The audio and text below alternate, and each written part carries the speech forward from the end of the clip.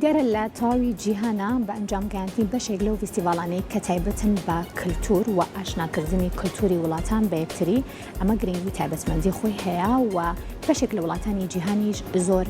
تایبەتمەندە لەلایەن و هەموو ساڵێکیش ئەبینین کە بە بانگێشکردنی چەندین وڵاتانی تر کە ئەتوانێت ئەم فیستیڤاڵ و چالاکیانە بە ئەنجام بگەێنرێت هەم بە خواردن و هەم بە جلوبەرگ و هەم بە سەما و هەڵپەرکێ و بەشێک لەو بابەتانی کە گرنگن بۆ کللتور و کەلچەری هەڵوڵاتێک. دیارە لە وڵاتی ئەرمینیا یەکێکتر لەو فیستیڤاڵە نێودەوڵەتیانی کە ساڵانە بە ئەنجام ئەگەێنرێت و بانگێشتی چەندین وڵاتانی جیهان ئەگرێت بۆی کە بتوانن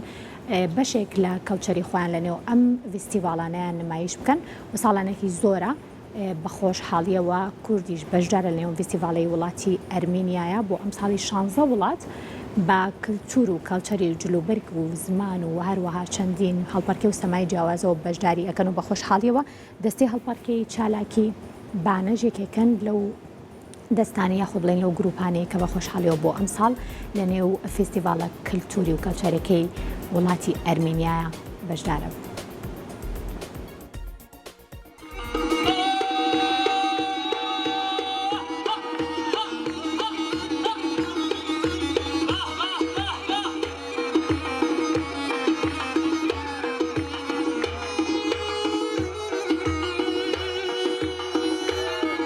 دەستەی هەڵپەرکەی چالاک لە فیستیڤاڵەکانی نێودەوڵەتی بەشداریەکەن. دەستی هەڵپەرکەی چالاکی بانە بەشدارە لە فیستیڤاڵی نێودەوڵەتی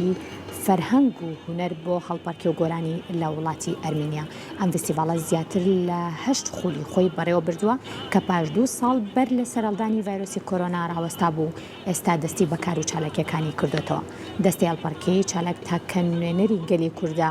لەو فیستیڤاڵە. هەروەها هونەرمەند ڕابەر کوردستانی گۆرانی بێژی گرۆپ لە بەشی گۆرانی بێژان بەشداری تیا کردووە. دیارە ئەم فیستیڤاڵە لە ڕۆژانی 15 و 16 و 17 ئەم مانگە لە شاری ساخسکا دۆزۆری وڵاتی ئەرمینیا بە بەشداری 16 گرۆپ لە زۆربەی وڵاتانی جیهانەوە بەڕێوەچوو.